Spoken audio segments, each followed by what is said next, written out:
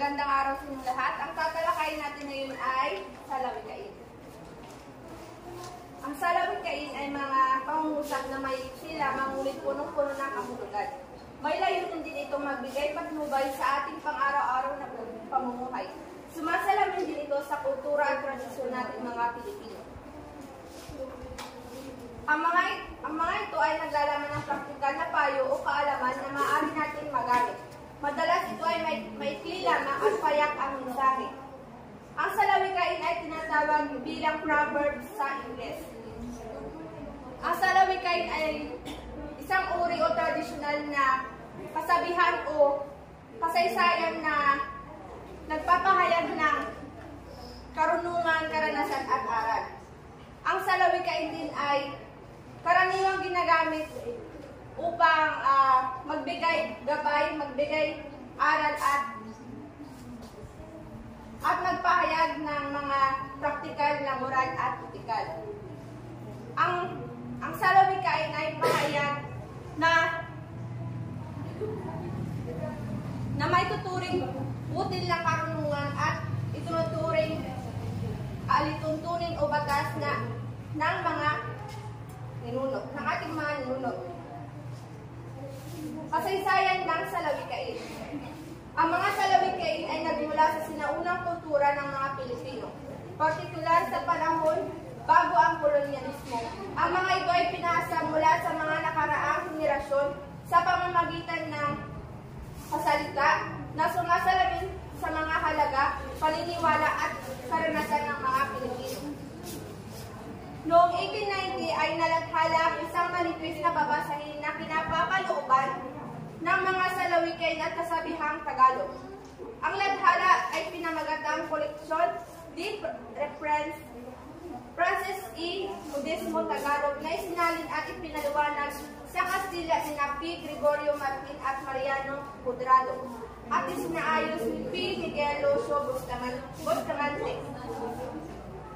Ito'y naglaman ng 80-76 na kasabihan at salawikain at iniayos ng babakada batay sa mahalagang salita ng salawikain.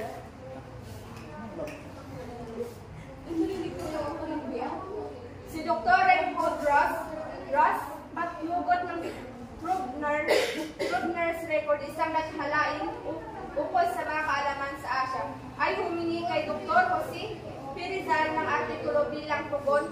Ipinalathala ni Dr. Rizal noong Mayo 1889 ang Specimen of Tagalog Folklore. Ito'y naglalaman ng mga salawikain at bugtong sa Pilipinas.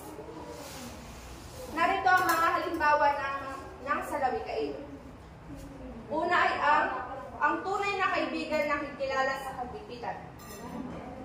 Diba na madalas nung narinig itong kasabihan na ito? Ang sabi dito, ibig sabihin nito ay ang tunay na kaibigan ay kilala ka pa rin at hindi ka iiwan kahit ikaw ay nasa matinding pangangailangan. Handa pa rin siyang magbigay ng tulong at magmalasakit sa iyo.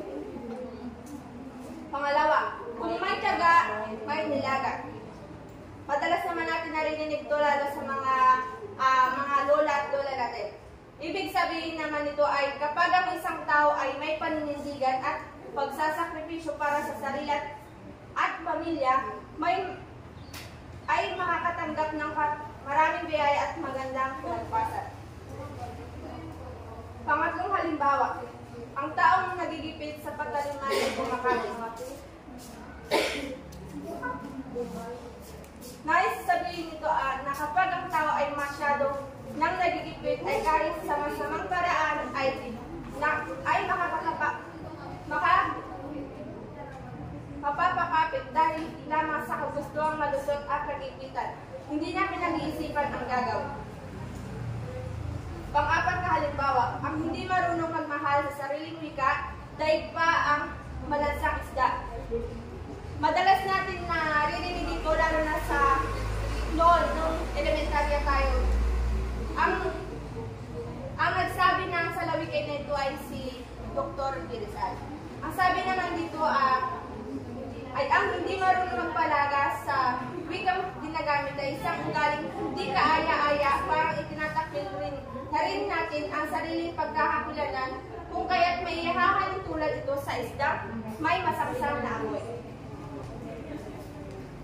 Iba pang halimbawa na sa lawikain, kapag may sinuksok, mayroong matutungo.